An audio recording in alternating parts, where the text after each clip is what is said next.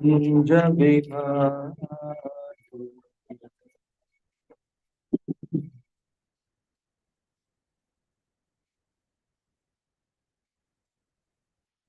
जय गोपीजनवल्लभा गिरिवरधारी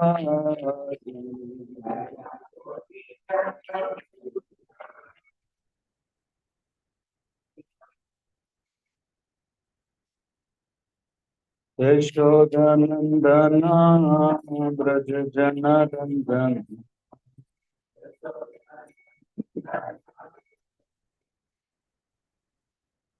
यशोदनन्दना व्रज जनरञ्जन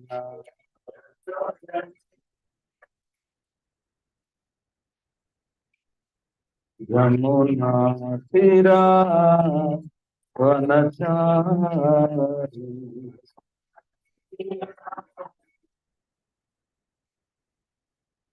यमुना तीरा वनचारी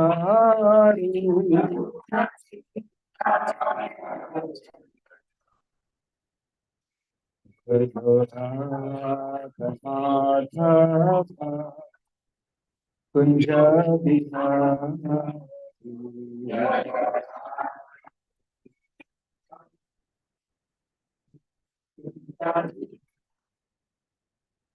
हरे कृष्ण कृष्ण कृष्ण हरे राम हरे राम राम राम हरे हरे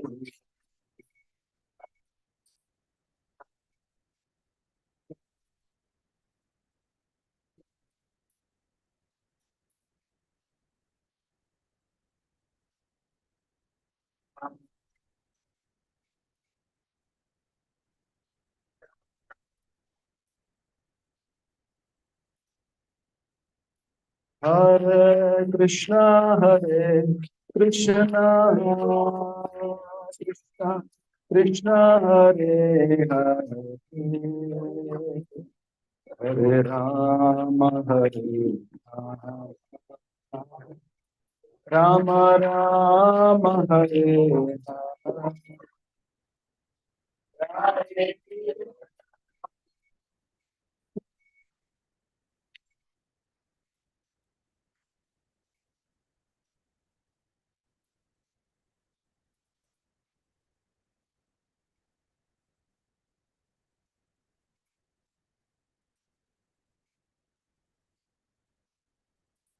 हरे कृष्ण कृष्ण कृष्ण हरे हरे हरे राम राम राम हरे हरे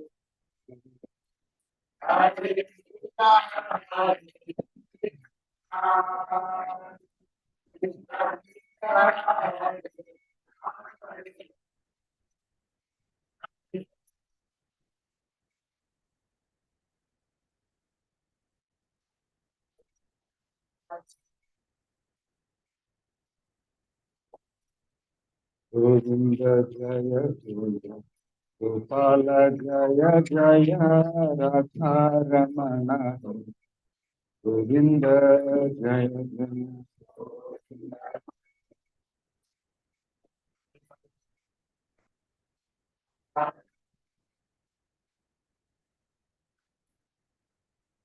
गोविंद जय जय गोपाल जय जय राधा रमण हरि गोविंद जय जय गोविंद जय जय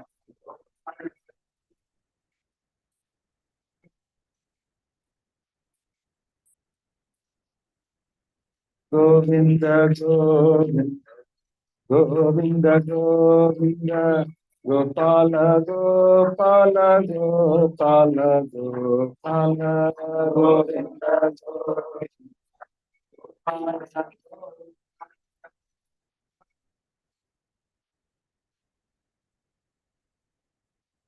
Govinda, Govinda, Govinda, Govinda, Gopala, Gopala, Gopala, Gopala, Govinda, Govinda.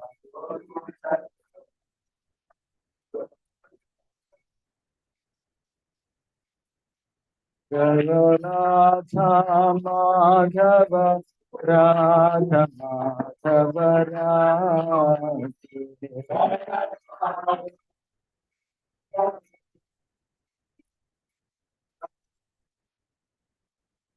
Jaya Krishna Balaram, Jaya Krishna Balaram, Krishna Balaram, Jaya Krishna Balaram.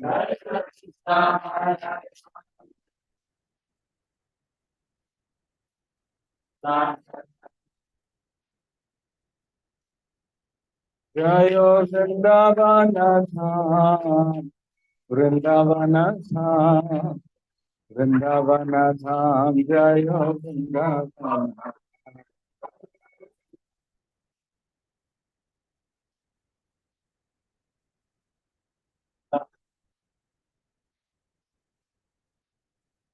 Jaya Gauranita, Gauranita, Gauranita, Jaya Gauranita.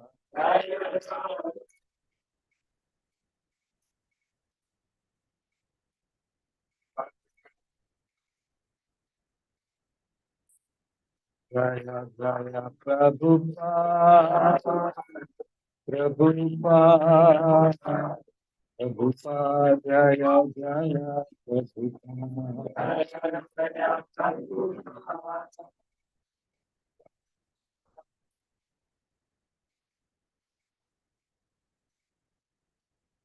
Jaya Jaya Guru Dev, Guru Dev, Guru Dev, Jaya Jaya Guru Dev.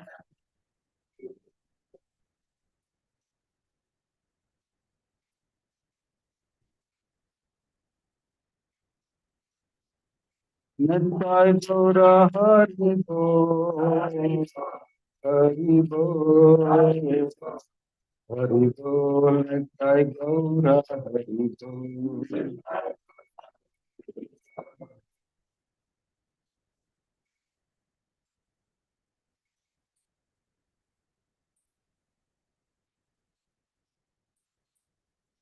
जय श्री हरिनाम संकीर्तन यज्ञ की, हरे कृष्ण महामंत्र की, गौर सीतानाथ प्रेमानंदे, हरि हरि बोल.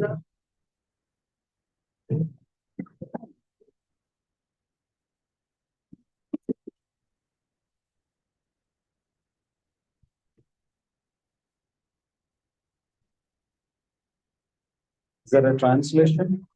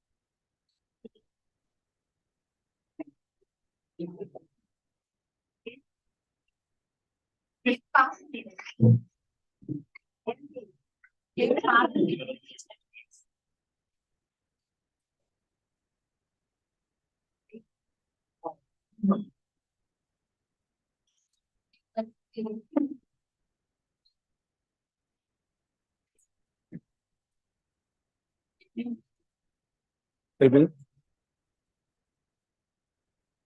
Om Namo Bhagavate Vasudevaya.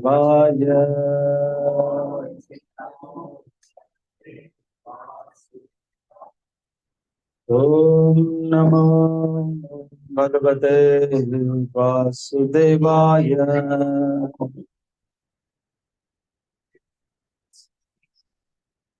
Om Namo Bhagavate Vasudevaya.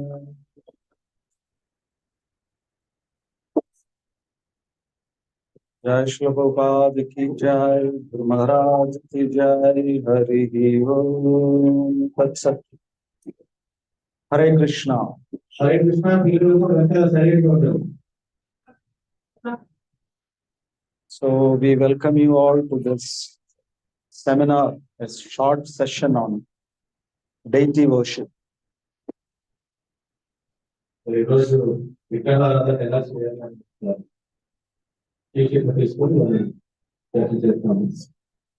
So why we are having a separate session on deity worship is because deity worship is a very serious business.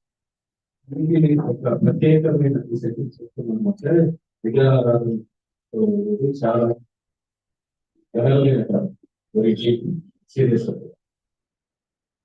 we decide to undertake deity worship, we are requesting the Supreme Personality of Godhead to stay with us for many, many generations even. So,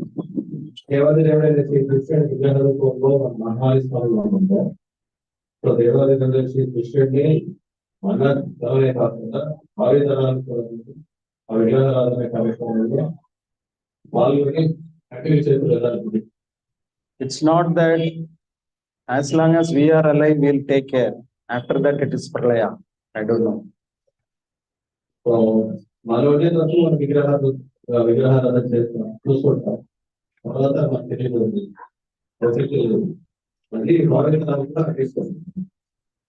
so anyway, we should know why we are supposed to take up deity worship or Sri Murti Seva.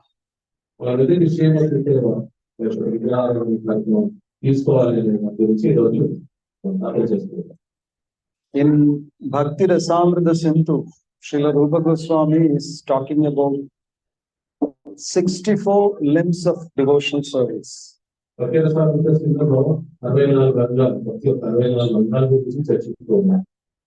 out of those 64 limbs, 5 limbs are very, very important. The first one is Satsanga, Vaishnava Association.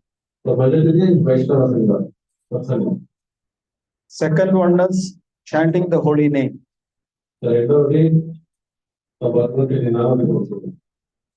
one is Bhagavata Katha Shravanam.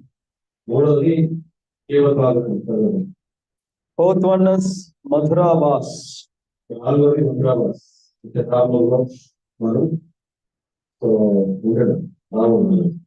And fifth one is Sri Murti Seva.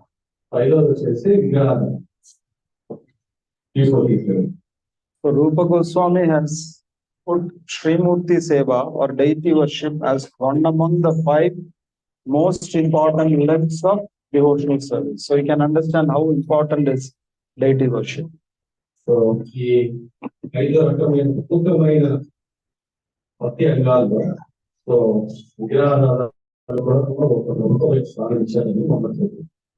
also Prahlad Maharaj is listing deity worship among the 9 processes of devotional service, Navavida Bhakti. Yeah, deity worship is also there. So Navavida Bhakti is Prahlad Maharaj.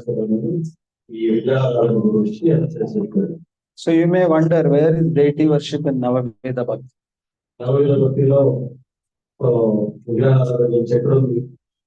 First one is Shravanam, right? Who perfected Shravanam? Parikshit Maharaj. Second one is Kirtanam. Who perfected that? Naradam. Okay. Third one, Krishna Smaranam. Who perfected that? Prahlad Maharaj. Fourth one, Padaseva, Lakshmi Devi. Then fifth one, Archanam.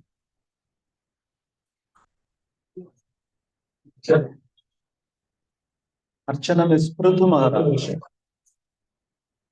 So this is fourth or fifth? Fifth. Next, sixth one, Vandanam. Who perfected that? Akrura. Then seventh, Dasyam. Hanuman. Eighth, Sakyam. Arjuna. 9. Atma Nivedana. Bali Maharaj. So where is deity worship here? Archana. Archana is deity worship perfected by Prithu Maharaj, who is none other than an incarnation of Lord Krishna. ఈ నవవిధ భక్తిలో ఋతు మహారాజ్ ఏం చేస్తారు అర్చన అంటే విగ్రహాలు. So Prithu Maharaj did so much deity worship. He had a Salagrama Shilas. So he worshipped them as Yajna Murti, Yajna Purusha during all his yajnas. ఋతు మహారాజ్ దగ్గర చాలా సాలిగ్రామం ఉన్నారు. సో ఆయన ఏం చేసేవారు యజ్ఞాలు చేసేందుకు Saligramam He used to worship them as the Yajna Murti during yajnas. Yagnamurthy. So యజ్ఞాలు చేసే ఉద్దేశం ఏంటంటే విష్ణువుని ఆరాధించు. సో ఇక్కడ స్వయం సో సాలిగ్రామం వచ్చినాడు. సో అలాగే యజ్ఞమూర్తికి తేడా లేదు కాబట్టి ఆయన Saligramam Yagnamurthy పూజించారు. You know how many Ashwamedha yajnas Prithu Maharaj completed? 99 Ashwamedas.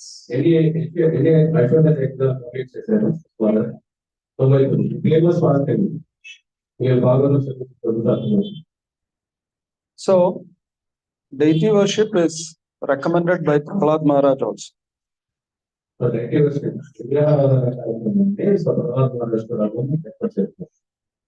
Then again in Bhagavatam, in Ekadasha Skandam, Ekadasha Skandam means 11th canto. I think it is chapter number 27.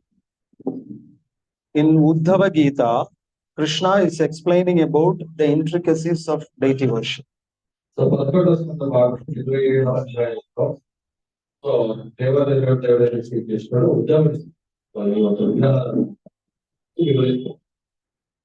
So there Krishna is using the term Kriya Yoga.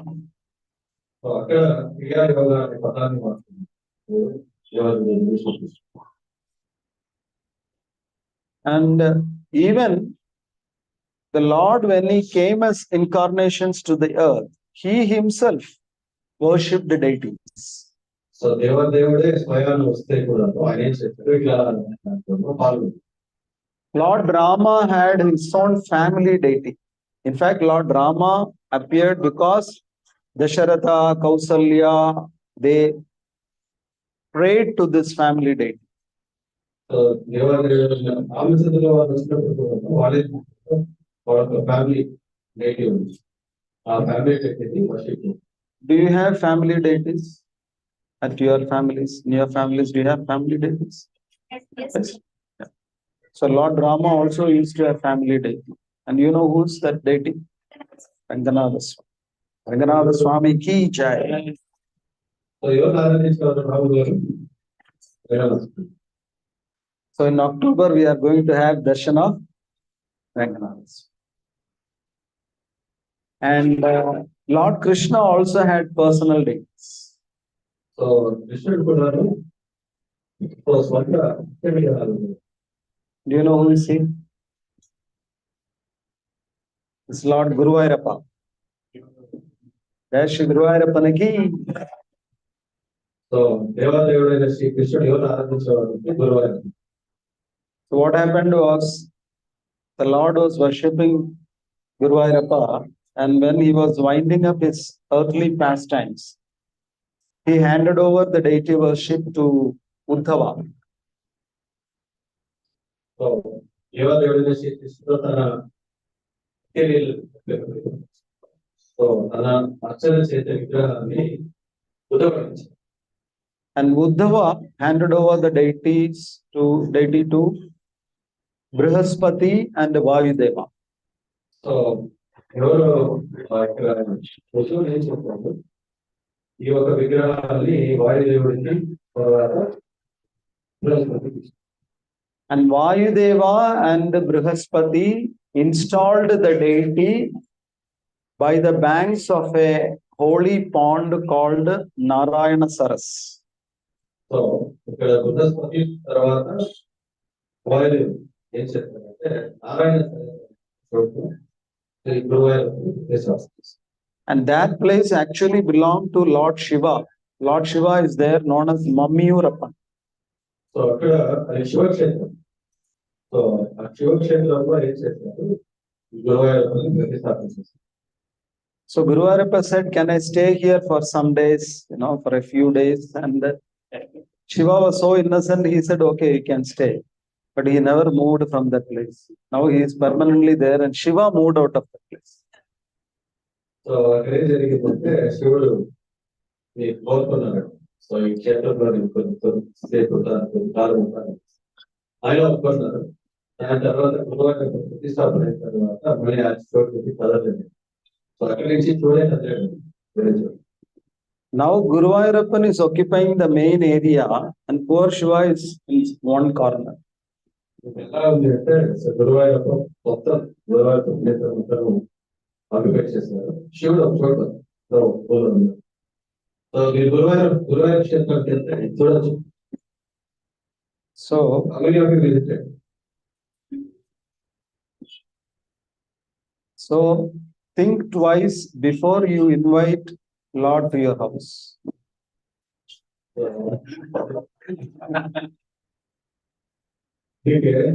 So కృష్ణుడు ఇంటికి invite చేసేటప్పుడు ఆలోచించారు. After some time, he will occupy the center space and he will be in one corner of the house. So తర్వాత కృష్ణుడు మీ ఇంటి మధ్యలో ఉంటారు, మీరు మూడులో ఉంటారు. ఓకేనా? So how many of you decided not to have deities at home after hearing this? Nobody. You are okay to sit in a corner of your house, your own house. Okay. So that's why that place is known as Guru Vayu. అందుకే క్షేత్రానికి గురువు వాయువు. How that place got that name Guru Vayu? How Prahaspati is Guru and Vayu there. So it is Guru Vayu. So like this, we can keep on recounting so many instances wherein the Lord himself worshipped deities. అలాగే దేవాలయ దేవుడైన శ్రీకృష్ణుడు అవతరించినప్పుడు so వారు కూడా విగ్రహారాధనలో పాల్గొనడం. So deity worship is usually done in two places. So ఇప్పుడు విగ్రహారాధన సేవ అనేది రెండు చోట్ల చేస్తారు. One is of course at the temples and another is at homes. వీటి గుడిలో చేస్తారు, ఇంకోటి ఇంట్లో చేస్తారు. When you do deity worship in the temples, you have to do a very complicated procedure called prana pratishtha. So మన గుడిలో చేసినప్పుడు చాలా ముఖ్యమైన కార్యక్రమం చేస్తాం, ఈ ప్రాణ ప్రతిష్ఠ అనే కార్యక్రమం చేస్తాం.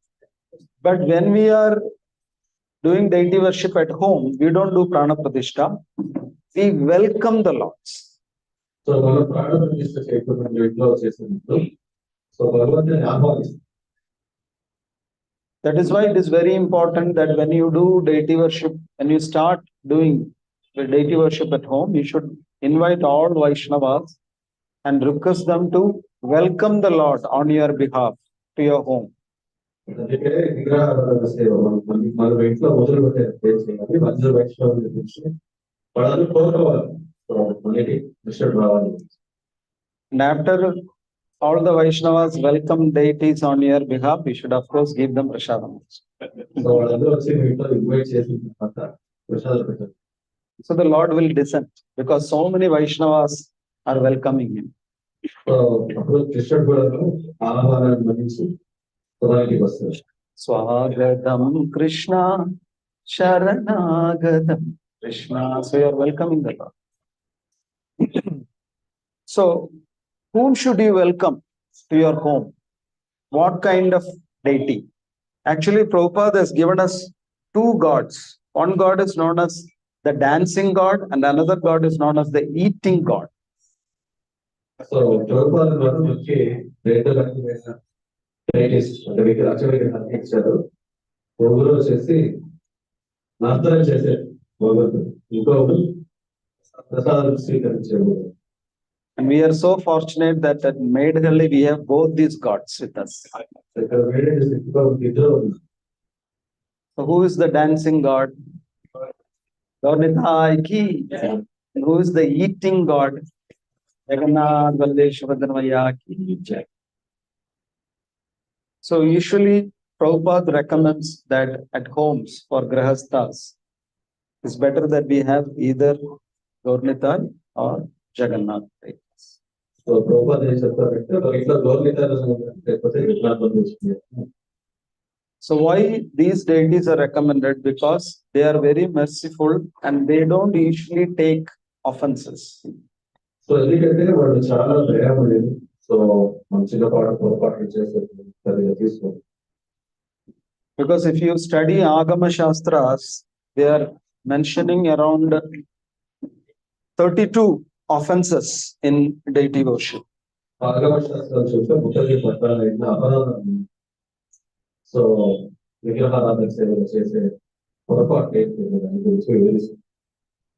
But Gaurnita is very merciful that he doesn't take aparadha so much, and he is very much happy if you do kirtan and Bhagavata Parayanam in front of them. That's it. They are happy with that. So గౌరవితాలు చాలా వాళ్ళు మనం విగ్రహారాధన సేవల పట్ల చేసే అపరాధాలు సరిగ్గా తీసుకోవాలి. సో అయితే వాళ్ళకి ముఖ్యంగా ఏం చేయాలంటే సో కీర్తన చేయడం తర్వాత బాగా చెప్పాలి. So if you have Gaurnita deities at home, make sure that you do a lot of kirtan in front of them. So గౌరవితాలు ఉన్నారంటే మన ఇంట్లో ఎక్కువ కీర్తన చేయాలి. And Jagannath is of course pleased if you give him a lot of naivedyam. So Jagannath ఎలా please చేయాలంటే చాలా రకమైన వంటకాలు చెప్పి జగన్నాథ్ ప్లీజ్ చేయాలి. And generally, it is not recommended that we have Radha Krishna deities or Narasimhadev deities at home. Usually రాధాకృష్ణుల విగ్రహాలు కానీ లేకపోతే విగ్రహాలు కానీ రికమెండ్ చేయదు. Because they require a very strict regime of deity worship. ఎందుకంటే చాలా స్ట్రిక్ట్ గా నియమ నిబంధనలతో వాటిని ఆరాధించాలి. So there are certain technicalities involved in deity worship. It is mentioned that minimum we have to do Panja Anga Upasana. So ఇలాంటి విగ్రహాలు పెట్టుకున్నప్పుడు పంచ అంగ ఉపాసన చేయాలనేసి చెప్తారు. At homes. The first one is technically that the terminology is Abhigamana. Abhigamana. మొదటి వచ్చేసి అభిగమనం. Abhigamana means you have deities at home and next day morning you have to get into their seva. So the whole night you actually meditate on that. You know, tomorrow morning I have to get up, I have to do this seva, I have to wake up the deities, all those things. So that whole meditation plus you go inside the altar and whatever you do first thing in the morning for the deities, it is collectively known as Abhigamana. So మొదటిది వచ్చేసి అభిగమనం. అంటే రేపు రాత్రి వాడికి rest ఇస్తాం. వాళ్ళు rest ఇచ్చిన తర్వాత రేపు మార్నింగ్ ఏ సేవ చేయాలి అనే దాని గురించి మనం సో దాన్ని మెడిటేట్ చేస్తాం. సో దాని తర్వాత వాళ్ళ దగ్గరికి వెళ్ళి ఏమేమి అరేంజ్మెంట్స్ చేసుకోవాలని దాని గురించి ఎంత ఆలోచించి అభిగమనం అనేసి చెప్తాం. So you have deities at home, and whom do you think is doing the deity worship? So మనం విగ్రహాలు అక్షర విగ్రహాలని చెప్తున్నాం. సో ఎవరు చేస్తున్నారు వాళ్ళ సేవ? Is it the husband, is it the wife, or some other family member? Who exactly does the deity worship? ఎవరు చేస్తారు సేవ? Husband. Wives are not at all interested. Only help. They are very humble. It's neither the husband nor the wife nor any other family members. The deity worship is always done by our spiritual master. So విగ్రహారాధన సేవ ఎవరు చేస్తారు అంటే భార్యలో భర్తలు ఉంటారు. ఎవరు చేస్తారు? శ్రీ గురు చేస్తారు. That is why if you know, whenever we do arati, we first offer that to our Guru Maharaj. Without Gurudev's picture, you cannot do any deity worship. So Gurudev's picture is very, very, very important in the altar. ఆటోలో చాలా ముఖ్యమైన picture అంటే గురు Maharaj picture వాళ్ళ permission తీసుకొని చేయాలి. So, in the process of Abhigamanam, as soon as you enter the altar, you touch the lotus feet of your spiritual master and get permission not to do deity worship, but to assist him in deity worship. మనం మొదటి కార్యక్రమం ఏం చేస్తామంటే శ్రీ గురు ఒక పాత పద్మని touch చేసి వాడు permission తీసుకుంటాం. సో విగ్రహాలను వాడు చేస్తారు, వాళ్ళ సేవను మనం ఏం చేస్తాము అసిస్ట్ చేస్తాం, వాళ్ళు assistant. So why do you think the scriptures insist on this? Why don't we directly do the deity worship? So ఎందుకు శాస్త్రాల్లో దీని గురించి దీన్ని రికమెండ్ చేస్తుంది, మనమే ఎందుకు డైరెక్ట్ చేయకూడదు? Why? Because we are not qualified, and also when we do deity worship, we could commit so many offenses, and Krishna may not accept that. But when a pure devotee like a Gurudev does the deity worship, and Krishna readily accepts that worship. So మనం నేరుగా చేస్తే చాలా రకమైన అపరాధాలు చేసే కష్టం. అందుకే ఏదైనా శుద్ధ భక్తులు చేసినప్పుడు ఆ శుద్ధ భక్తులకి మనము కేవలం అసిస్ట్ చేస్తాం, కృష్ణుడు ఆ సర్వీస్ యాక్సెప్ట్ చేస్తాం. అందుకే ముఖ్యంగా విగ్రహాలను సేవ చేసే దేవుడు మనం వాళ్ళకి అసిస్ట్ చేసేవాడు దేవుడు మాత్రం. That is why when I first went for Mangalarati many years back, I was surprised that for Mangalarati, instead of singing a song in praise of the Lord, they are singing a song in praise of your spiritual master. I was wondering why they do like this. So చాలా ఏళ్ళ క్రితం ప్రభు కూడా ఆశీర్వదించింది. So first వెళ్ళినప్పుడు మంగళారతి, so గురువుని పొగడుతూ కీర్తన చేసుకోవాలి. So కృష్ణుడిని పొగడుకుంటే ఎవరికి పొగడుకుంటారు? గురువుని పొగడుతుంది. సో ఎందుకు అనేసి ప్రభు class Samsaradara nalalitaloka Nayakarunya Ganatvam Praptasya Kalyana Gunarnabhasya Vande Guru Shri Charan. So we are first offering our obeisances to Guru's Charanaravindam. So మనం ఏం చేస్తాము సంసారంలో కీర్తనలో మొదటి శ్లోకం చేసుకున్నప్పుడు సో గురువుకి పాదాభివందనం చేస్తాం. So you take permission of your Guru Maharaj by touching his lotus feet so that I can assist you. Guru Maharaj, please allow me to assist you. And then the deities are put to rest the previous day. So then you touch the lotus feet of the deities and then wake them up. So this is what is Abhigamana. So అభిగమన process లో first మనం ఏం చేస్తాం, గురువు ఒక పాదాభివందనం touch చేసి మనం ఏం చేస్తాము. సో ఫస్ట్ వాడు ప్రైటిస్ మొదటి రోజే ప్రీవియస్ డే వాటిని రెస్ట్రిక్ట్ చేసిన తర్వాత ఫస్ట్ రోజు పర్మిషన్ తీసుకుని సో వాడిని లేపించే కార్యక్రమంలో పాల్గొంది. The second step is known as Upadana. So రెండో స్టెప్ ఏంటి? ఉపాదాన. Upadana means you prepare the tadiya for the Lord. That is how they call it technically, tadiya.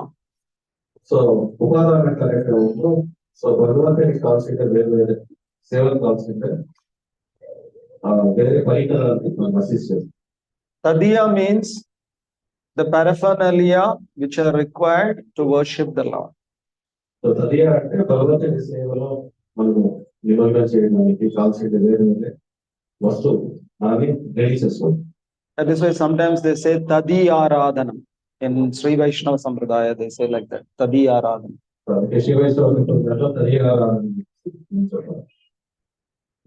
So you prepare everything, that is required for the worship of the Lord. Make sure that they are of good quality, they are fresh, they are pure. No, this whole process is known as upadana. So ఒకటి సేవలో కావాల్సింటే తర్వాత తెలియదు దాన్ని first స్వచ్ఛం చేసి clean చేసి so ఏ వస్తువులు వాడతామో దాన్ని fresh గా ఉందా సో క్లీన్ గా ఉందా ఇదన్నీ చూసుకోవాలి. The third step is called yoga. Yoga యొక్క ఘట్టం ఏంటి అంటే yoga. Yoga is a very familiar term for all of you, isn't it? All the 18 chapters of Bhagavad Gita are known as yoga. And in Bhagavatam class also we practice Nidra yoga. So it's very familiar for me. So Bhagavad Gita 18 అధ్యాయం చేసుకుంటే యోగా. యోగా అనేది చాలా మనకి ఆనవాయితీలో ఉండే ఒక పదమే. Yoga comes from the root word yuj. Yuj means what? To connect. Yuj means to connect. So yoga అనేది T shirts ఎక్కడి నుంచి వస్తారు? యూజ్ అనే పదం నుంచి. యూజ్ అంటే correction. So in deity worship, what does this yoga mean? So విగ్రహారాధన సేవలో యోగా అంటే Actually, before we do any seva to anybody for that matter, we need to establish an emotional connection with that person. So ఏదైనా వ్యక్తితో connect అవుతుందో ఆ వ్యక్తితో సంబంధం అనేది ఉంటుంది. See, this is very much evident when you try to serve small children, small kids. So పిల్లలతో మనం పిల్లలు సేవ చేయాలంటే ఇది చాలా చాలా ముఖ్యమైనది. If you take a small child and try to feed it, it may not accept, isn't it? ఏదైనా పిల్లల్ని తీసుకొని పిల్లలు తినబెట్టకపోతే వాళ్ళు రిజెక్ట్ చేస్తారు. But when the mother gives it, it will accept. అదే తల్లి ఏదైనా ఇస్తే స్వీకరిస్తారు. Why is it so? Because we don't have an emotional connect with that child. ఆ పిల్లలతో మనకి కనెక్షన్ లేదు. అదే తల్లికి అయితే ఆ కనెక్షన్ లేదు. So similarly, deity worship is seva of the Lord.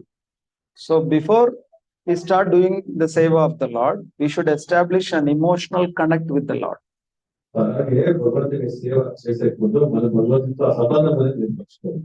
It's not a mechanical job.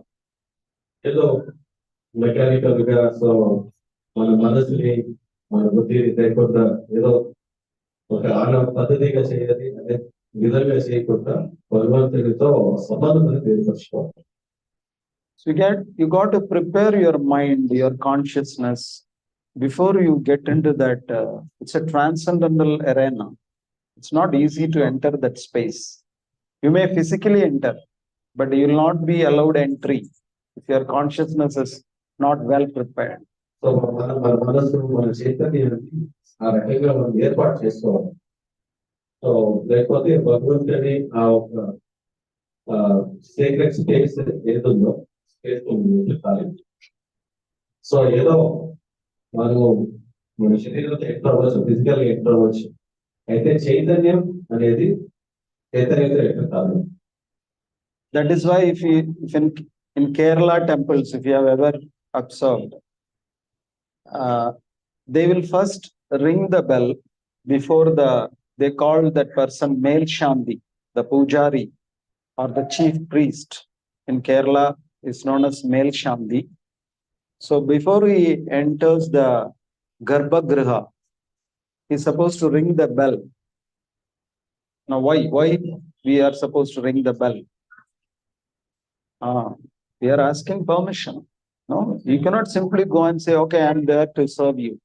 Better accept my service. No, we are submitting an application that please allow me to serve you through my Guru Maharaj. Because lakhs and crores of Lakshmi Devis are ready to serve him. Isn't it? What is that line in Brahma Samhita? Lakshmi Sahasra Shatasambhrama Sevyamanam. Lakshmi Sahasra. Sahasra means thousands of Lakshmis are anxiously waiting to serve the Lord. And who are you to go and serve the Lord? Better accept my seva. Better eat my, karija sapati. You will not accept. So భగవంతుని అందుకే ఈ Kerala temples లో ఎట్లా అయిపోతూ ఏం చేస్తారంటే first bell కొట్టి permission అని వెళ్తాం. సో మాయపూర్లో వెళ్ళినప్పుడు కూడా అది బెల్ పెట్టింటారు. సో బెల్ లేకపోతే డోర్ కట్టేసి తర్వాత వెళ్ళాలి పర్మిషన్ తీసుకొని. ఎందుకంటే వేలాది లక్షలాది కోట్లాది మంది లక్ష్మీదేవి ఏం చేస్తున్నారు, వెయిట్ చేస్తారు భగవంతుని సేవ కోసం. మరొకరు ఏకాయకి ప్రవేశించడము, సో భగవంతుని సేవ చేసేటువంటి మనుషులను భావించి అన్ని చేయడం. అందుకే ఆ కాన్షియస్నెస్ మన మైండ్ ని మన చైతన్యాన్ని ప్రిపేర్ చేస్తాం. So we can also ring the bell when you enter the presence of the Lord. But many devotees I have seen, they ring the bell in such a way that the Lord will run away from the Garbhagriha. Batam, like that they will ring. So అందుకే bell ring చేసే తర్వాత ఏ విధంగా bell ring చేయాలనేది జాగ్రత్తగా చూసుకోవాలి. So కొంతమంది భక్తులు bell ring చేస్తారంటే భగవంతుని నుంచి పారిపోవాలి, అలా రింగ్ చేస్తారు. సో జాగ్రత్తగా చేయాలి. You have to be little sensitive when you enter a temple. Ring it, but softly. And it is not a ritual. Another problem is I have seen when I go with a group of devotees, usually I'll be going in the front. I'll ring the bell, then everybody will ring the bell. Prabhu rang the bell now, so we should all ring the bell. I said, no. One person, 2%, it is enough. You don't have to ring the bell 150 times because 150 devotees are, no. The Lord has to put cotton inside his ears. So అందుకే మనం యాత్ర వెళ్ళి ring చేసినప్పుడు ఒకరు permission తీసుకుంటే చాలు, ఒకరు ఇద్దరు పర్మిషన్ తీసుకుంటే. సో ఏదో ఒక పద్ధతిగా సో ప్రభు చేశారనేసి దాన్ని అందరూ రిపీట్ చేసుకొని ఎందుకంటే అక్కడ వెళ్ళిపోయే ఉద్దేశం ఏంటి, మేము వచ్చాము పర్మిషన్ తీసుకుంటున్నాము అనే ఒక ఉద్దేశంతో వెళ్ళించాము. అది మర్చిపోయి. That is why in many temples, when they see group of people coming, then the first thing the pujari will do, he will tie the bell. Because people will not listen. They will tie the bell so that he cannot ring. అందుకే చాలా మంది చాలా వస్తారు ఏం చేస్తారు, గంటలు కట్టేస్తారు. ఎందుకంటే వీళ్ళు మాట వింటారు, కొడుతూనే ఉంటారు. And also, if you have seen the Garbhagriha of Kerala temples, the entrance of the Garbhagriha is very small. I don't know whether you have noticed that. Udupi.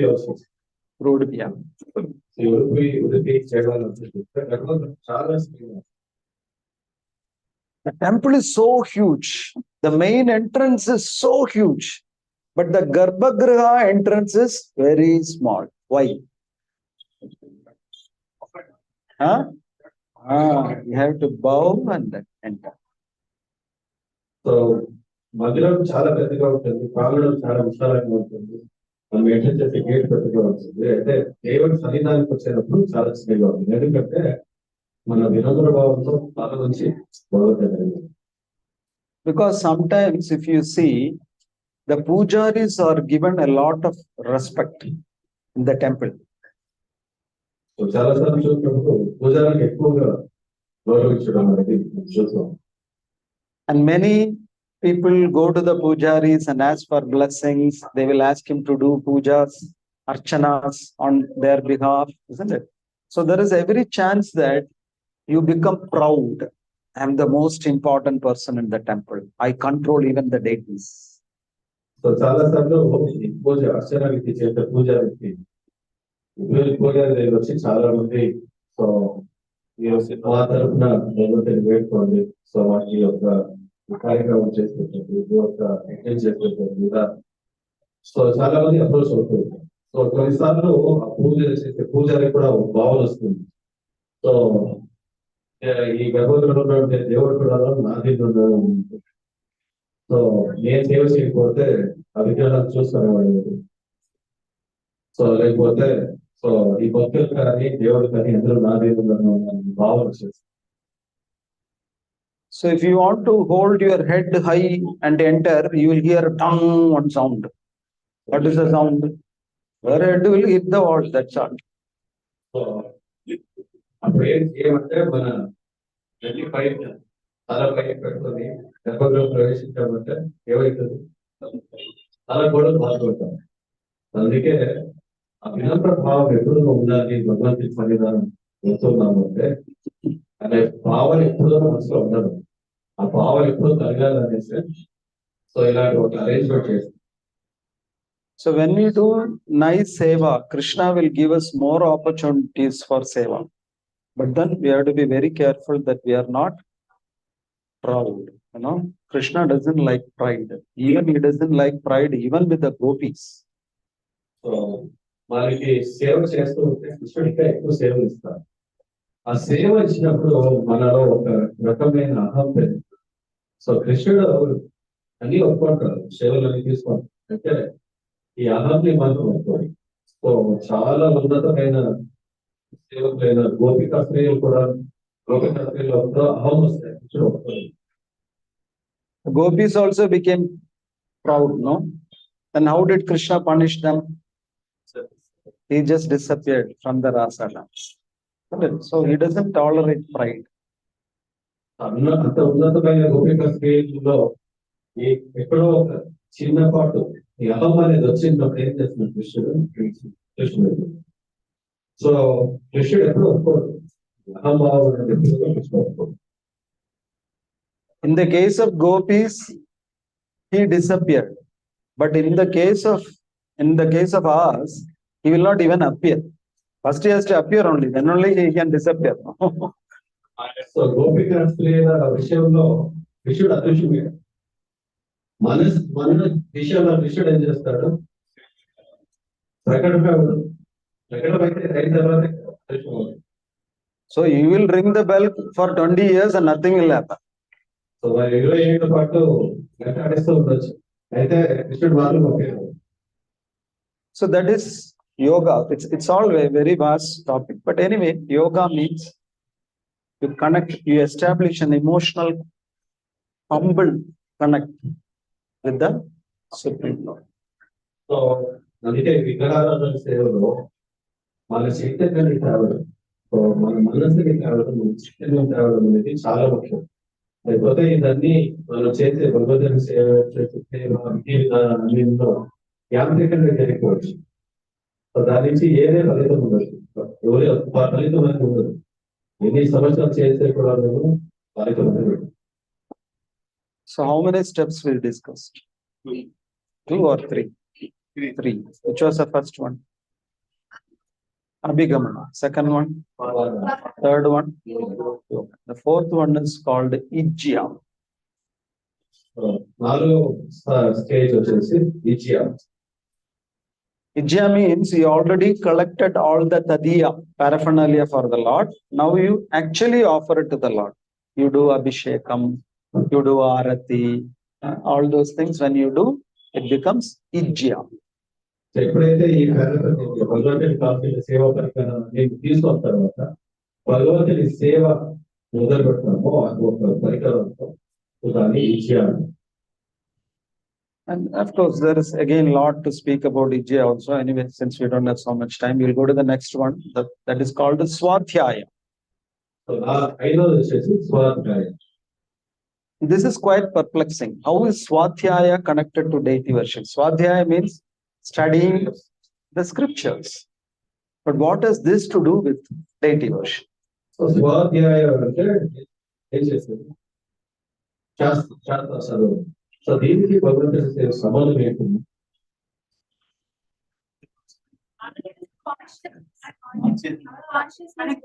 Yeah, setting the mood, setting our consciousness. That happens through Swadhyaya or Shravanam. So శ్రవణ కార్యక్రమంలో పాల్గొనకపోతే లేకపోతే స్వాధ్యాయం చేయకపోతే శాస్త్రాలు చదవకపోతే భగవంతుడితో సంబంధం అనేది ఏర్పడదు అనేది మనం అర్థం చేసుకోవాలి. So why the acharyas have put it as part of the deity worship is there is something called a human nature called familiarity breeds contempt.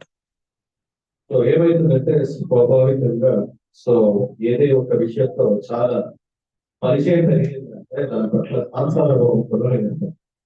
So when we are భగవంతుడి విగ్రహాల సేవలో కూడా మనం ఎక్కువగా భగవద్గీతతో ఇంపాక్ట్ ఎంతో ఉంటే ఆ ఒక సంసార భావం అనేది సాధ్యం. So when we constantly interact with the deities, we will develop over a period of time some kind of familiarity, which is not really good. So అలాగే భగవంతుడి సేవ చేసేటప్పుడు నేను ఏం జరుగుతుంది ఇలాంటి ఒక ఆచార భావం అనేది పెరిగే సాధ్యత ఉంది. So you should not become too familiar with either your guru or with your deities.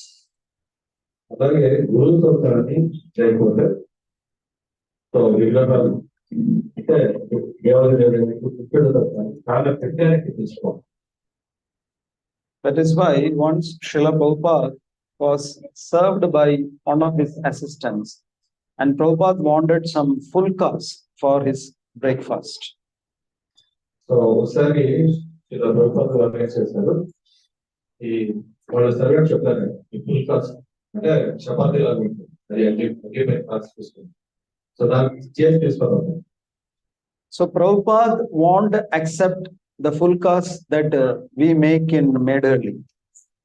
Fulkas means Prabhupada has got a test. As soon as the fulkas are placed on Srila Prabhupada's plate, it should appear like a balloon. Then Prabhupada will poke his finger into the fulka and vapor smoke should come out. Then it will pass the test. If the smoke doesn't come out, it is rejected. పుల్కా ఎలా చేయాలంటే పుల్కా అగ్గిపై వేసి తీస్తే అది బలం ఉంటుంది.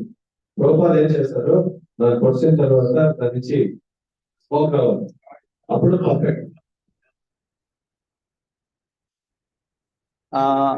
How many of you know such full method? You smoke will come, vapor will come.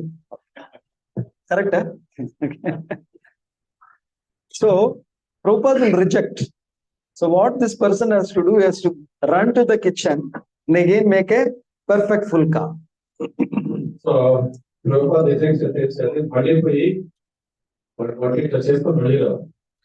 And in this particular instance, what happened was, Prabhupada's room is in one end of the building and the kitchen is on the other end of the building. So if Prabhupada rejects one fulka, he has to run all the way to the kitchen, make one fulka and again run fast. Why he has to run fast?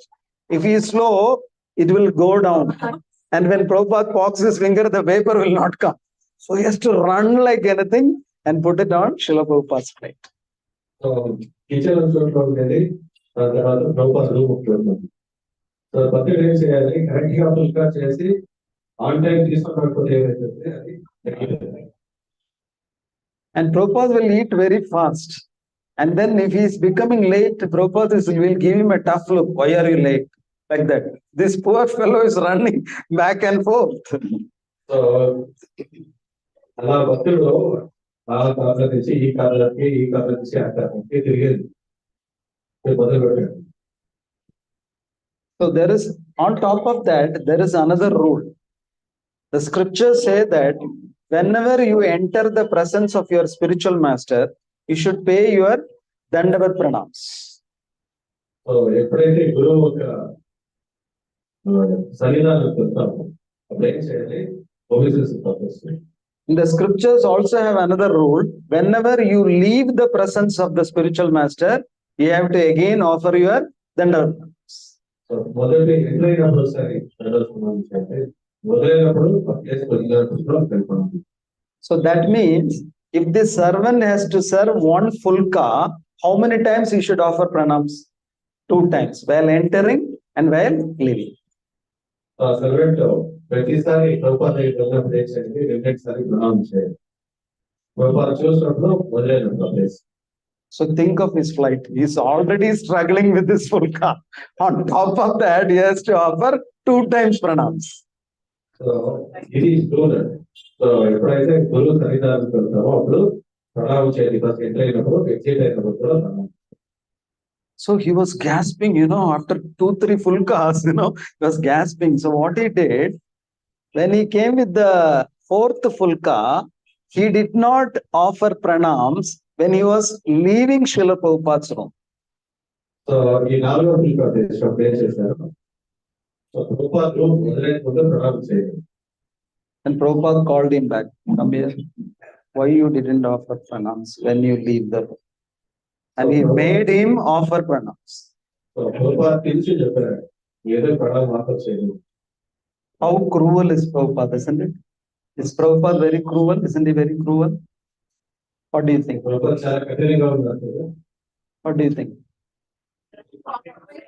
Huh? Is he cruel or kind? How come?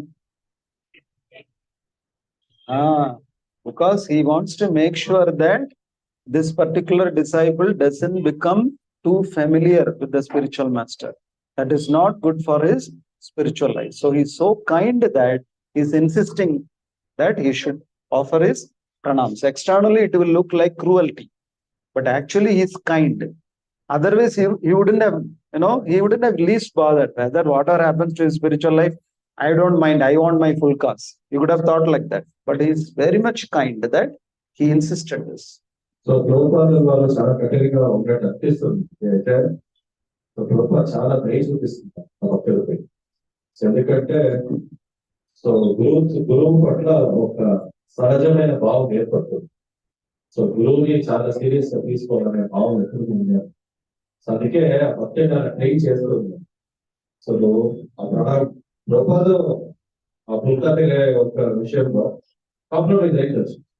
అంటే ఎందుకు మళ్ళీ దాన్ని చెప్తూ ఉన్నానంటే ఆ భక్తులు దాన్ని తీసుకోకపోతే ఆ భక్తుల యొక్క ఆధ్యాత్మిక జీవితానికి అది దెబ్బతీస్తుంది. అందుకే ప్రభుపాద ఎంత దయ చూపిస్తున్నారంటే మనం గమనించాలి. So we will not be affected by this familiarity towards deities only if we have regular swadhyaya and shravanam. అందుకే ఈ స్వాధ్యాయ కార్యక్రమం అంటే రోజు భాగవతం శ్రవణం చేయడం, చదవడం, సో అలాగే భగవద్గీత చదవడం, ఇలా ఒక శ్రవణ కార్యక్రమం అంటే మన చైతన్యం అనేది ఎక్కువ జాగ్రత్తగా ఉంటుంది అర్థం చేసుకోవచ్చు. లేకపోతే ఆ కాన్షియస్నెస్ ఉండదు. ఆ చైతన్యం అనేది భగవంతుడికి శరణాగతి భావం అనేది ఏర్పడదు. So you may think I already attended deity worship seminar. Next time when a seminar is conducted, I don't have to attend. But if you think like that, then you are at a fault. Every time there is a seminar on deity worship, you should attend because you will get new insights. Krishna will remind you through those satsangs and shravanam that you have to be very careful when you do deity worship. So ఇప్పుడు deity worship seminar attend చేస్తాను, మళ్ళీ attend చేసిన అవసరం లేదని భావిస్తున్నాను. ఎందుకంటే ప్రతిసారి ఇలాంటి సెమినార్ జరిగినప్పుడు ఒక్కొక్క విషయం అనేది గణనంగా తీసుకోలే ఒక విషయం అనేది ఏర్పడుతుంది. అందుకే ఈ డైటీ వర్షిప్ సెమినార్స్ ఎన్నిసార్లు అటెండ్ చేసే ప్రయత్నిస్తాం. So the same is the case with the Vaishnava etiquette sessions also. You may think I already attended so many Vaishnava etiquettes. I don't have to attend again. But no, you have to constantly remind yourself of all these things in Krishna consciousness. అలాగే వైష్ణవ etiquette seminars అప్పుడప్పుడు చేస్తూ ఉంటాం. అంటే మనకి remind అవుతారు. ఎందుకంటే చాలా సార్లు అప్రాషన్స్ అయిపోతాయి, చాలా తేడాగా తండ్రిగా తీసుకుంటాం.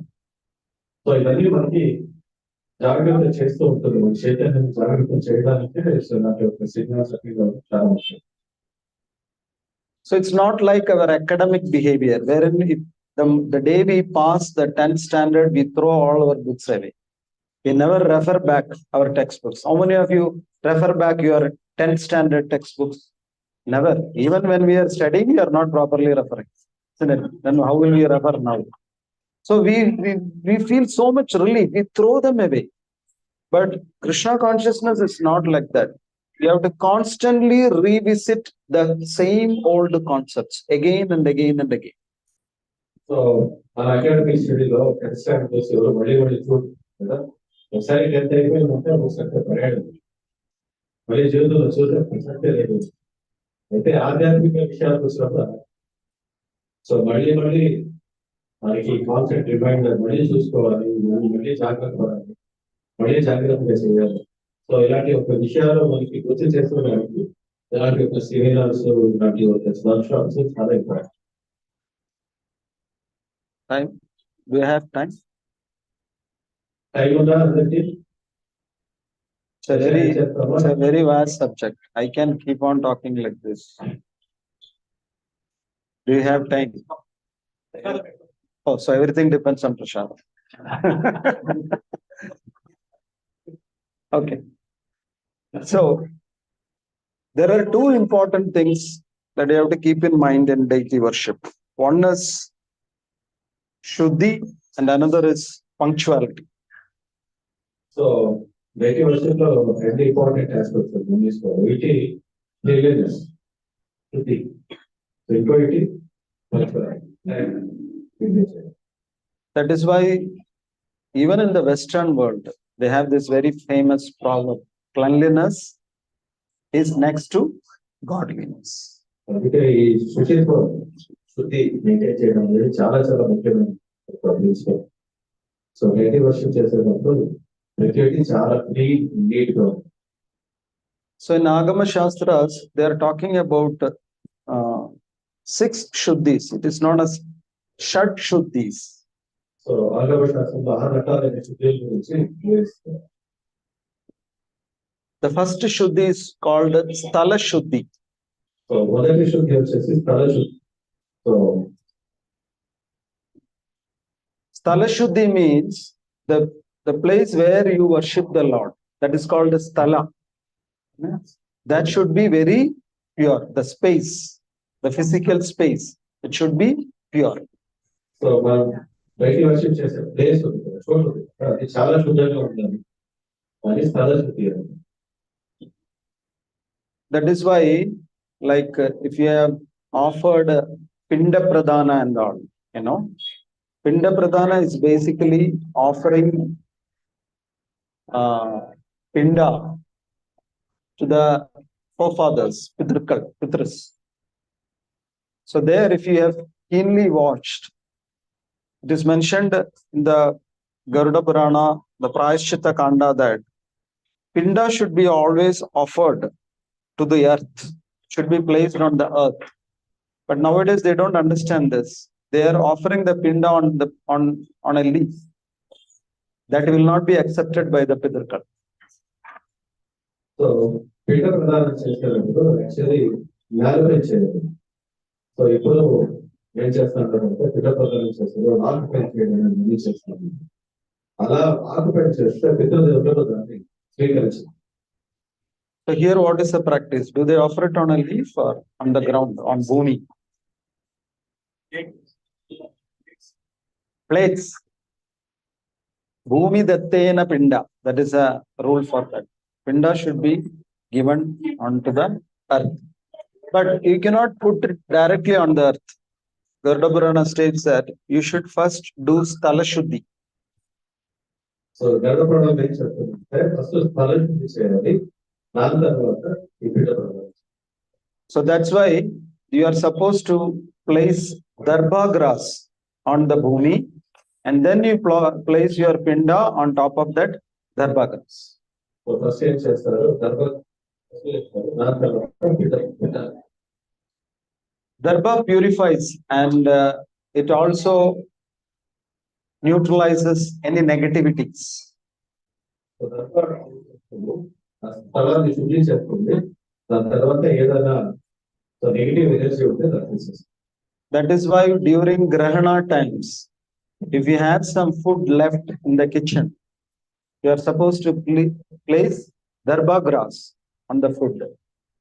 సో దర్భ ఎందుకు వేస్తారు అంటే ఏదైనా సమయంలో ఫుడ్ లెఫ్ట్ ఓవర్ ఉంటే దానిపైన దర్భ వేస్తారు. So anyway, Sthala Shuddhi is important. Then the second Shuddhi is called Dravya Shuddhi. మొదటిది స్థల శుద్ధి, రెండోది ద్రవ్య శుద్ధి. Dravya means the articles that you use, the paraphernalia that you use for conducting worship. That should be pure. So మనం use చేసే ద్రవ్యాలు వచ్చేసి శుద్ధంగా ఉంటాయి. సో ఇది ద్రవ్య శుద్ధి. Strictly speaking, we cannot use Nandini milk, packet milk for yajna or home. So Nandini packet పాలు మనం యజ్ఞానికి హోమానికి వాడతాం. Or Abhisheka. అభిషేకాలు. Why? Because first of all, it may not be pure cow's milk. The second reason is it is pasteurized. Pasteurized means it's already boiled. Already pasteurise అంటే చాలా వేడి చేస్తుంది. Already పాలు ఉడికిపోయింది, పాలు వాడలేదు. So, but in Kali Yuga, Krishna accepts so mercifully all these things. But anyway, we should try to offer as far as possible pure articles for the Lord. అలాగే కృష్ణుని సేవకి ఏది వాడితే చాలా శుద్ధంగా శుద్ధమైన వస్తువుని వాడాలి అనేది ఇక్కడ మనం తెలుసుకుంటున్న విషయం. And the third Shuddhi is called as Atma Shuddhi. మూడవ శుద్ధి వచ్చేటంటే ఆత్మశుద్ధి. And when I said Atma Shuddhi, Mataji was pointing like this. But it's not that Atma. We think Atma means soul. But here Atma Shuddhi means cleanliness of the body and your clothes. Body and clothes. So ఆత్మశుద్ధి అంటే ఇక్కడ మన ఆత్మ గురించి కాబట్టి మన శరీరం మరియు మనం వేసుకున్న దుస్తులు. So how do you purify your body? Take bath. You have to brush your teeth also. So bodily purification. And also the clothes that you wear should be clean, washed. వేసుకునే బట్టలు ఏమంటే శుభ్రంగా ఉండాలి. బాడీలో బట్టలు వేసుకుంటారు, పెట్టి స్నానం చేయాలి. And strictly speaking, if you take a full meal, then you cannot use that same clothes to enter altar. ఒకసారి ఫుల్ ఫోన్ చేసిన తర్వాత అదే బట్టలతో మన water retire. You have to use another set of washed clothes. So మనం ఇంకో set of clothes వాడాలండి, కొత్త set of clothes. And some devotees are smiling. I know what it means. ఇదంతా ఎలా ఆలోచిస్తాను చాలా ఉంటుంది. Anyway, there are so many rules, so we will not go into that. So remember that Atma Shuddhi means you keep your body and clothes clean. So ఆత్మశుద్ధి అంటే మనం ఏం చేయాలి, ఫస్ట్ స్నానం చేయాలి, దాని తర్వాత మంచి వాష్ చేసుకునే దొరుకుతుంది ధరించి. And you should also do Achaman before you enter the altar. Salt ఎట్లా ఎక్కువ ఆశ్రయించాలి. And you should know the procedure. Hope you already know the procedure and the mantra to be chanted. మొత్తం ఏం చెప్పొచ్చు తెలుసా?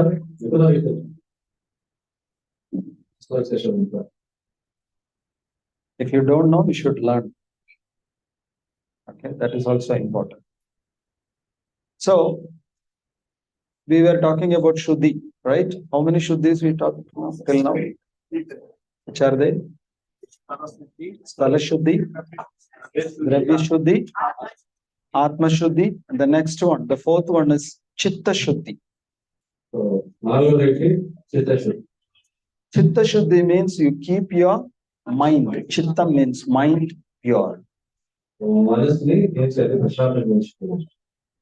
So how do you keep your mind pure? Drink a glass of Vim Bar, warm water. Your mind will become pure? No. What do you do? Chanting Harinam. Hare Krishna, Krishna Krishna, Hare Hare. Hare Rama, Rama, Rama, Hare.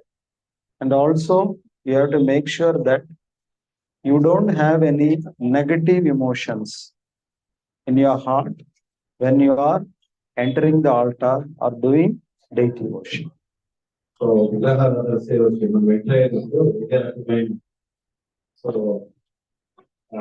negative emotions అంటే దుఃఖించడం, మనసు ఆలోచనలు ఎక్కడో ఉండడం, మనసు ఏదో దాని గురించి చింతించడం, ఇలా అంతా ఉంటుంది. So sometimes people may think, Prabhu, I don't have a separate time to fight with my Prabhuji, so I do this along with the deity worship.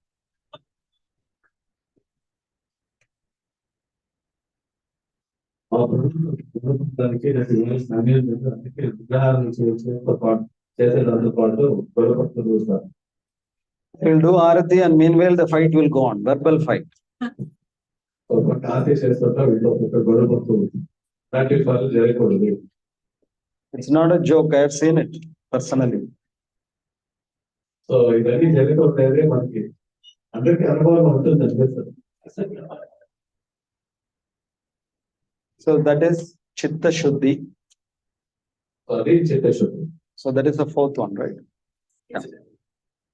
The fifth one is called Mantra Shuddhi. So ఐదోది వచ్చేసి మంత్రశుద్ధి.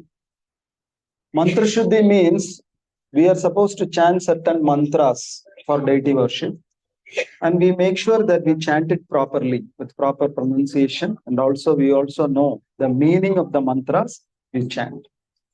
So మంత్రశుద్ధి అంటే so భగవంతుడు సేవ చేసినప్పుడు కొన్ని మంత్రాలు పఠించాలి. ఆ మంత్రాలు తెలుసుకునేది స్పష్టంగా పఠించాలి, దాంతో పాటు దాని అర్థం కూడా తెలుసుకోవాలి. Because sometimes devotees chant mantras mechanically.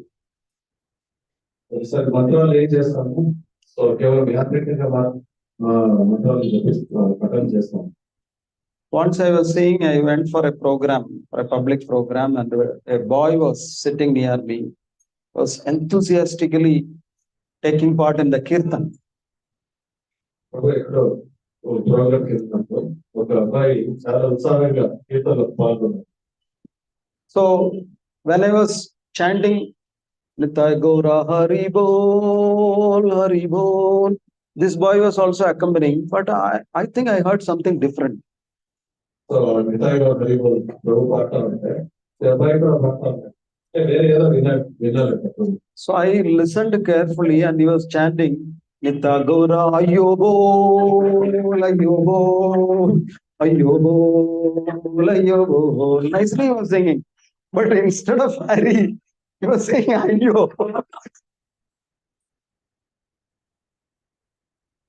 Poor guy, he doesn't know. Maybe he is is a newcomer, but anyway, he was very sincere.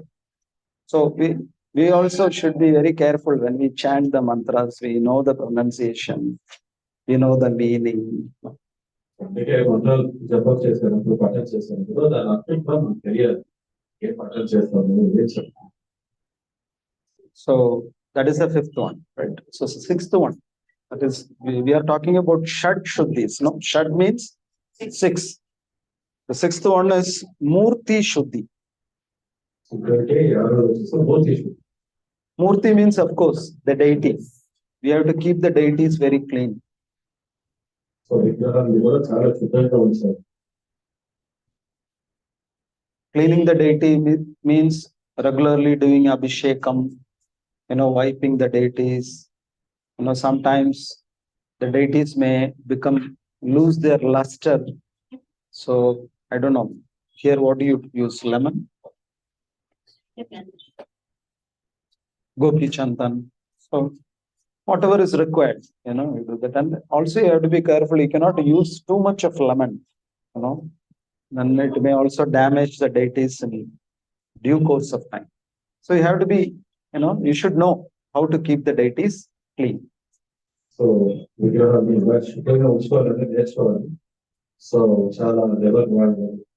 మరి విగ్రహాలు అంతా డ్యామేజ్ తెలియదు. ఏ వస్తువులో శుద్ధి వాడతానంటే జాగ్రత్తగా ఉంది.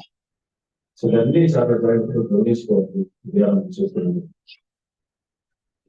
So all these shuddhis should be taken care of, and then we can offer simple arati. It's called Pancharati. 5 things we can use for arati. So 5 రకాలైన వస్తువుల్ని మనం ఆరతికి వాడవచ్చు. First one is, of course, dhupa. So incense. So you are supposed to circle dhupa, the entire body of the Lord, in clockwise or anti-clockwise? Clockwise or anti-clockwise? Clockwise circles 7 times. So full body 7 times only. The next one is deepa. That is Preferably Nei, Ghee Deepa. So Deepa Peteri, Nei Deepa Peteri, preferable. And again, Usually, devotees sometimes Deepa, white nature, don't watch it. And చాలా వరకు avoid చేస్తే మంచిది. what they are using? Outside or Oh, Deepam oil you should never use. Even for lighting lamps in the house, because Deepam oil is a mixture of all the wastage that come out of the oil mix. It is not at all oil, it is wastage. You should never use that from home. ఈ దీపం oil సామాన్యంగా వాడతారు కదా, so దాన్ని ఈ oil mill నుంచి వచ్చే waste నుంచి తయారైన ఆయిల్. సో విషయాల సోకింగ్ ఆయిల్స్ యూజువల్లీ వేస్ట్, అలాంటిది దేవుడు గర్భగృహంలో తీసుకొని వెళ్ళిపెడుతుంది. అందుకే ఆ దీపం ఆయిల్ అవాయిడ్ చేయాలి. That is why if you read the instructions, in some companies they have written, not fit for internal consumption. It's only for lighting lamps. So దానిపైన caution వేసేది, not fit for consumption. So there are a lot of description about what oil you can use. Generally, the scriptures suggest gingerly oil or ghee. So ఇది Gill oil, ginger oil, లేకపోతే ఘీ oil. So anyway, ghee is best. If you can have ghee, it's best. So ghee what is best. So that is Deepa, and you have to offer it 4 times at the lotus feet of the Lord. Then 2 times near the waist of the Lord, and 3 times around the face of the Lord, and 7 times all over the body of the Lord. Right? 4,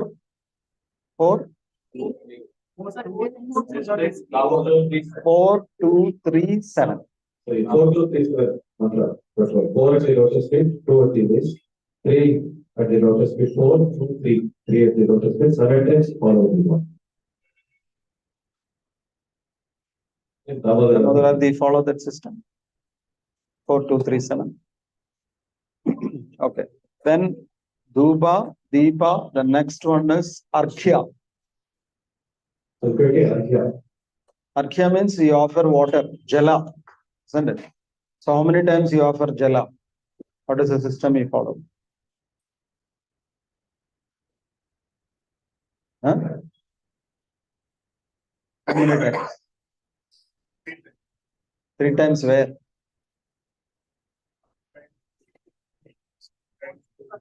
Three times to the face and 7 times all over the body. So 3 times to the face, 7 times all over. Some places they do only 7 times all over the body, but some places they do 3 times for the face and 7 for the whole body. Okay. Arkhya, the next one is Vastra. So Vastra, what do you do? How many times you offer? 7 times all over the body. And after Vastra, it is Pushpa. So Pushpa is again how many times? 7 times all over the body. So how many items now? Dhuba, Deepa, Arkhya, Vastra, Pushpa. And if you want, you can also add 2 more paraphernalia. One is Chamara, the another is peacock feather. So this is a simple kind of worship, and you decide like how many aratis you want to offer during a daytime, how many naivedyams you want to offer. You can decide. There is no hard and fast rules. But the only thing is you should be regular with whatever you decide. Normally what I have seen is when they first begin the deity worship, they do it like a grand worship. Morning Mangalarati they will do, then they will do Darshanarati, then they will do Bhogarati, this Arati, then they will ask, Prabhu, only this many Aratis, can I do one more Arati extra for my pleasure and all? They will do. After 1 week, no Arati at all. You know, all enthusiasm gone. So don't do like that. Make it simple. Whatever is possible for you, on a long-term basis, that you decide and that you offer. So usually I have seen householders, they have two aratis, one in the morning and one in the evening. And they also have, well, offering, it depends. If there are housewives, women, Matajis, if they do not work, then they will do three offerings: breakfast offering, lunch, and dinner. But some places, even the Matajis are working. So what they do, they will offer both breakfast and lunch in the morning itself. And after they come back from work, they may offer dinner. So anyway, you decide, but be regular with whatever you offer. దేవుడు నైవేద్యం పెట్టడం ముందే detect చేసుకోవాలి. ఆర్తి ఏది ఆర్తి చేస్తాం. So ఎన్నిసార్లు నైవేద్యం పెడతాం. సో ఆర్తిని చేసే ఒక నేపథ్యంలో సో చాలా ఉత్సాహం చూపి, సో మొదటిసారి ఎక్సర్సైజ్ చేసినప్పుడు 4 ఆర్తలు మంగళారతి నుంచి బట్టి నైట్ వరకు 5 ఆర్తలు 6 ఆర్తలు చేస్తారు. అదే టెంపల్ స్టాండర్డ్. మనం ఆ స్టాండర్డ్ అన్ని పాటించేటప్పుడు కష్టమైపోయింది. సో అదైతే చేసేది వైట్ ఆల్ ఏంటంటే 106 అవ్వాలి. సో దాని ప్రకారం యూజువల్లీ 2 ఆర్తలు వైట్ 1 ఇది మార్నింగ్ 1 ఇది ఈవినింగ్ చేస్తే బెటర్. సో మనం ఏది పాటించాలనుకుంటామో అది ఫాలో చేస్తే బెటర్.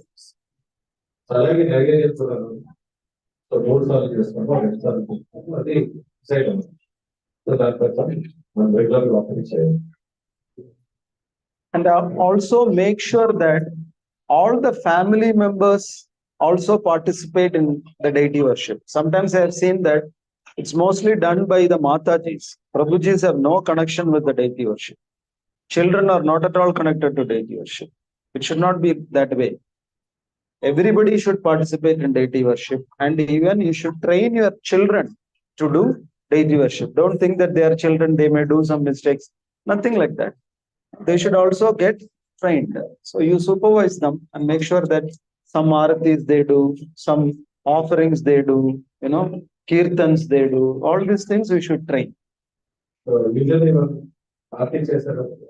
డైటీ వర్షిప్ కేవలం ఆర్తి జనపద వదిలేసి ప్రభు సేవ చేయదు, అలా కాకుండా సో ప్రభుస్ పార్టిసిపేట్ ఇంకా ఫ్యామిలీ మెంబర్స్ అందరూ డైటింగ్ కనెక్షన్ ఉండాలి, డైటింగ్ కి సేవ చేయాలి అనేది గుర్తుపెట్టుకోండి. సో ప్రతి ఒక్కరు పార్టిసిపేట్ చేసేలా చేయండి. పిల్లలు ఏదో తప్పు చేస్తారు అనే ఒక భావంతో వాడిని మొదలు ఉంటుంది. ప్రతి ఒక్కరు ఏదో ఒక విధానంగా పార్టిసిపేట్ చేయాలి. దాని తర్వాత సో కీర్తన కూడా చేయాలి. ఏదో కీర్తన రోజు గురు పూజలో లేదా చేసేది అలవాటు చేసుకోవాలి. If all the family members are able to participate, it's very good. But sometimes if it's a working day and if it's a morning time, then it may not be practical. But at least in the evening, make sure that all the family members are there for the evening art. At least morning కాకపోతే evening అయినా అందరూ family members so దాంట్లో participate చేయొచ్చు. So you can even be flexible with the timings. You should give preference to the family members' presence rather than doing the arati strictly at 6 p.m. or 5 p.m. like that. Make sure that you do the evening arati at least when everybody is home after their work, school and all, so that they can all participate at least in one arati per day.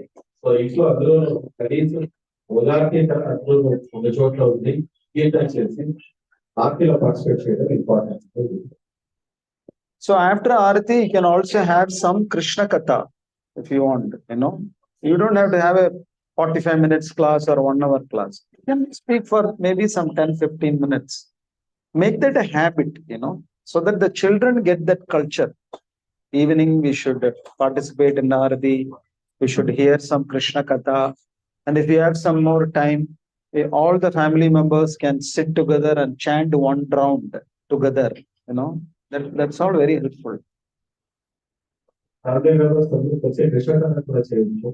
At least ఒకరితో 10 minutes 15 minutes చదివి discuss చేయడం చాలా important. So once the deities come into your home, there should be some change in your life.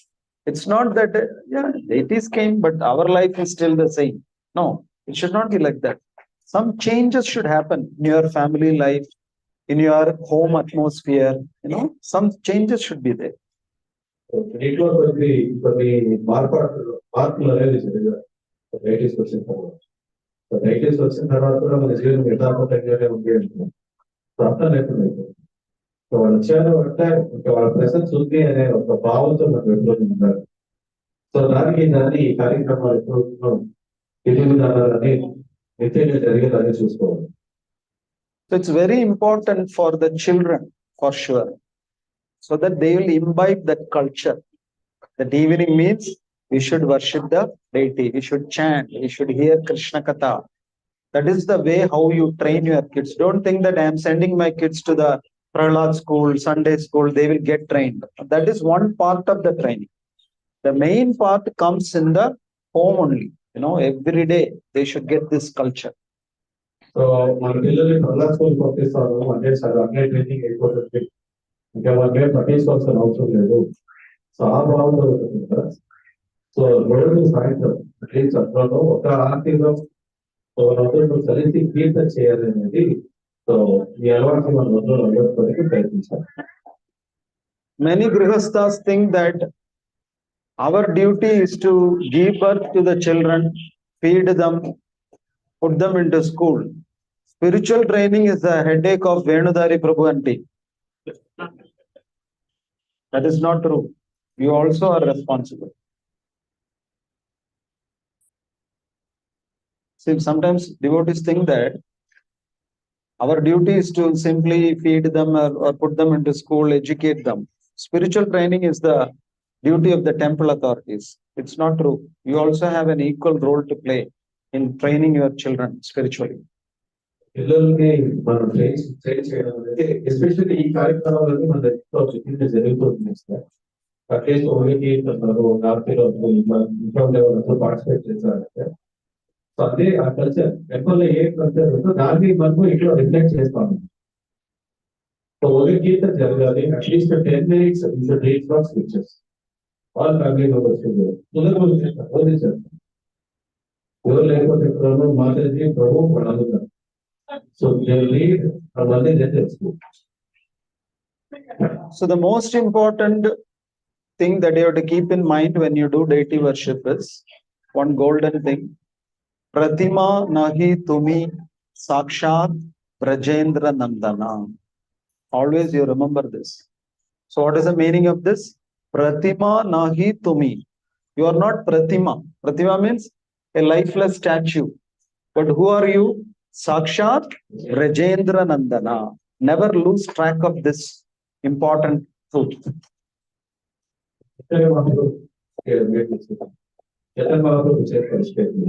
ప్రతిమా నహి తుమి సాక్షాత్ Brajendra. So నువ్వు ఒక మూర్తి కాదు, సాక్షాత్ బ్రజేంద్ర, సాక్షాత్ దేవాది దేవుడే మా ఇంట్లో ఉన్నావు అనే భావంలో సేవ చేయాలి. Okay, so maybe we'll stop here, and if you have some questions, we can discuss. Okay, so class for conclusion. Whether a doubts or anything. Whether after close the conversation.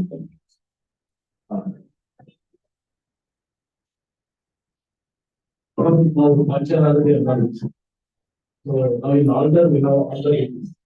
So everyone could have to do and Well, it depends on your timings.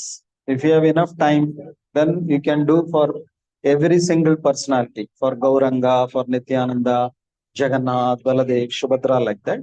Otherwise, you can do together for everyone. That also you can do. So that you can decide how you want. Guru Puja is also good, yeah, same thing. But you have to see how much time you have, because grihasthas are very busy, So you have to decide when you want to do Guru Puja, how much time you want to do, what songs to sing. All those things are flexible. So don't make it a burden. That is the main point. I actually hesitate to tell all these things, because when I tell this, then people think that I have to do this. And later on, it becomes a burden for them. So you have to decide as per time, place, and circumstance what you can do in a natural, spontaneous, loving way. That you should do. It should not become a burden for you in the future.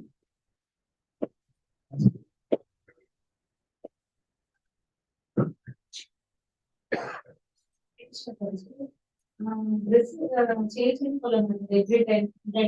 And alternate creation. Okay. We can start that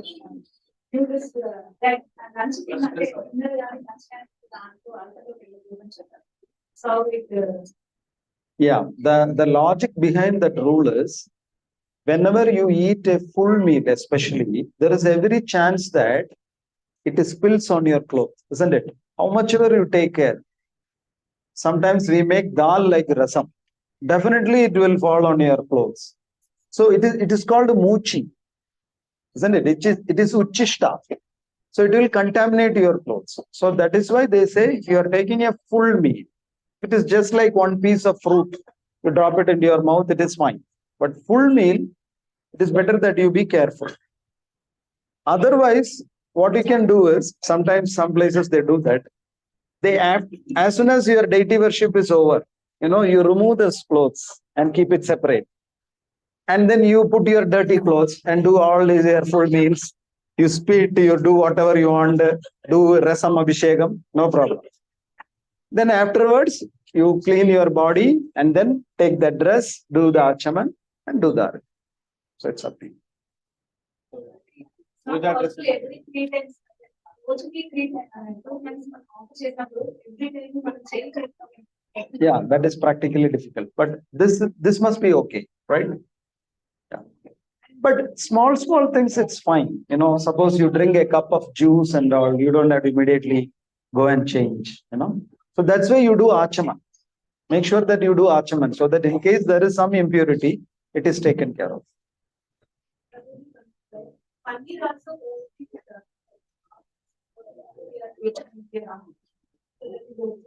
Actually, strictly speaking, it is not okay. In that sense, you have to even make ghee at home. You should have desi cow milk at home. You should have a goshala at home. So if you look at it that way, there are so many things. So to whatever extent it is possible, you offer pure things, homemade things, organic things. Also be practical. Like suppose Prabhuji is asking you to make paneer sabji for 10 devotees. You cannot say, I have to make paneer, Prabhu. Then only I make paneer sabji. You have to buy. But buy a good company product. Be practical.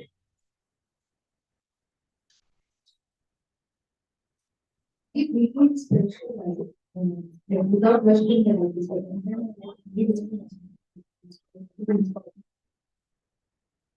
Okay, so that's a good question. So she's asking, is it mandatory that everyone should have deities at home? Actually, it is recommended that grihasthas must do deity worship. The logic behind that is so that the consciousness is kept intact. Because you know how grihastha life is. Especially if your partner is not very cooperative, children are not very cooperative, then the atmosphere of the home is polluted. We have constant fights, disputes. So when we have deities, all those things are taken care of. The atmosphere becomes more sattvic. But then in case you are a devotee, but your husband is not a devotee, he eats meat and he brings such nasty things into your home, into your kitchen, then it is better not to have deities. So it is not mandatory that everybody should have deities at home. You see how much ever is possible. If you are ready, prepared, you have all the basic situations that are required for deity worship, you go forward. Otherwise, no. You keep pictures. That will do. You want to use someone? you said that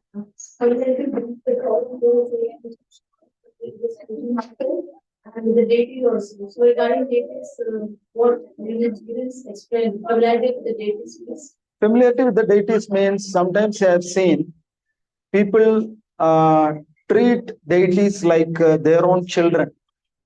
They become too familiar. I have seen one place that Mataji is putting the deity in a cradle out of her own sari.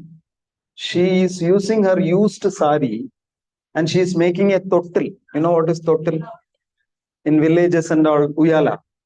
But she is using her own sari. the used sari, and she's putting the deity inside the uyala and she's doing like this and all. So that I don't know whether it is appropriate to do all those things. You become too familiar, you know.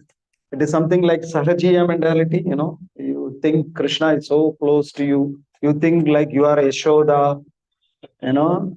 Maybe we have not reached that point. You know, that is a very exalted, elevated stage. So you have to always keep a respectful distance with the deities. Whenever you go to the altar, you remind yourself that they are the supreme personality of the Godhead. Akhilanda Kodi Brahmanda Nayaka. You know, so they are very powerful. They are very exalted. So many Lakshmi Devis are waiting in the queue to serve them. So I'm just a very menial servant assisting my Guru Maharaj in deity worship. So you have to constantly remind that they are far above your grasps. They are so merciful that they have come in the form of deities. Actually, I'm not at all qualified to do any kind of deity worship. So this constant reminder is required so that you don't become too familiar. You know, you understand what I'm saying? And you said have connection with the deities. Yeah. So you think, Yeah. you need to have connection. So Yeah. you need to have A respectful connection. An emotional connection is there. yeah, the feelings will come. Yeah, yeah, that let that come, but don't express them in your deity worship. Like this Mataji is feeling, she's thinking that the deity is like my child. Okay, you have that feeling internally, but don't express it externally by putting the deity in your sari cradle. That is not proper. Understand? Externally, you follow the rules and regulations of deity worship. Internally, you can be very close with your deity. You can sing lullabies for your deity, you know, all those things you can do. But with the rules and regulations, you be very strict. You don't get too close. Yeah. Like when you become too familiar, you even forget to do achaman.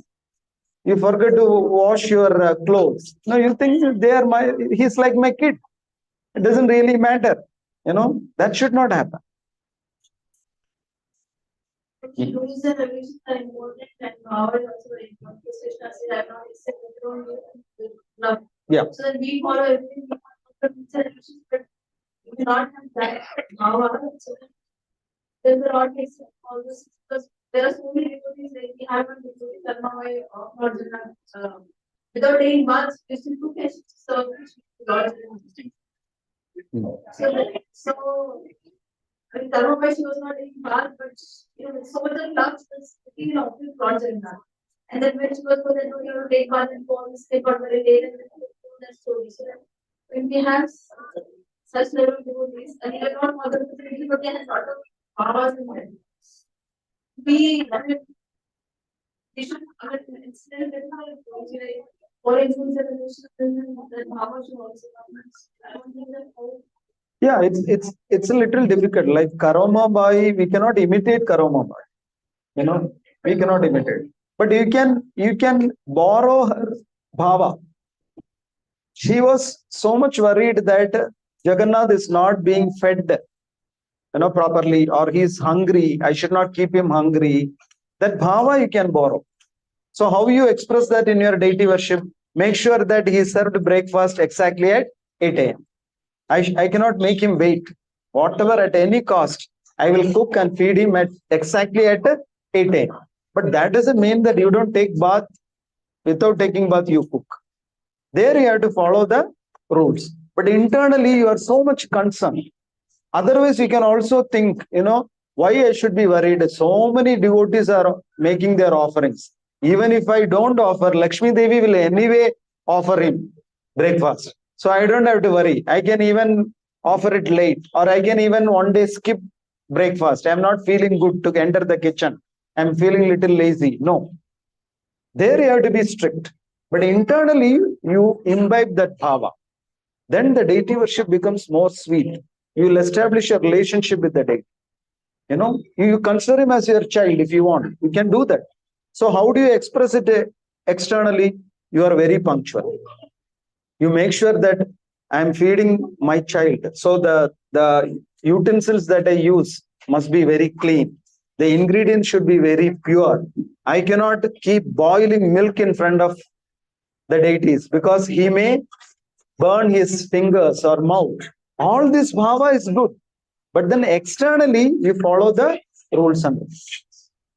Understand? Thank you.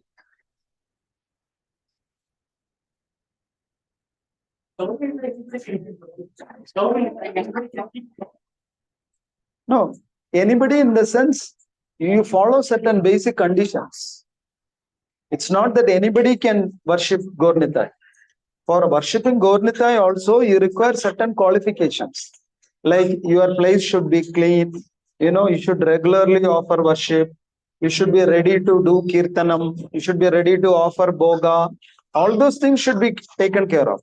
See, when we say that Gaur-Nitai doesn't take offense, it is not a license to do deity worship the way we want. Anyway, Prabhu said they will not take offense. No, you should be very strict and careful. But on top of that, even if some offenses creep up, Gaur-Nitai doesn't take it seriously. That is why my Guru Maharaj always says, Mayapur is Audarya Dham, isn't it? Or Guru Maharaj always says Audarya Dham. That means in Mayapur, they don't take any offense. But that doesn't mean that you hit Vaishnavas left and right. Anyway, Chaitanya Mahaprabhu will not take any offense. You spit into the Ganges. Anyway, Chaitanya Mahaprabhu will not take any offense. No. You be careful. On top of that, if something crops up, that is taken. Understand? Okay. Hare Krishna. Jai Shri Prabhupada ki Jai.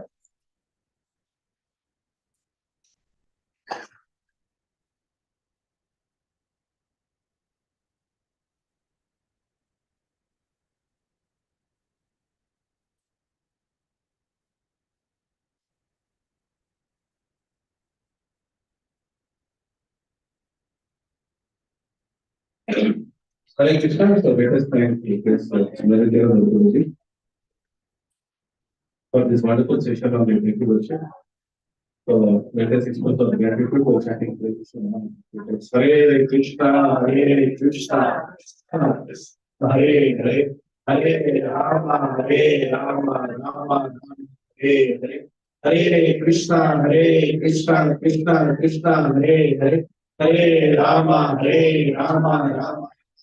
Hare Hare Krishna, Krishna Krishna, Hare Hare, Hare Rama, Rama. Hare. Thank you very much for attending. Despite all the busy schedules, it is so much interest in attending the classes. So hope you are all benefited by this session. Hare Krishna.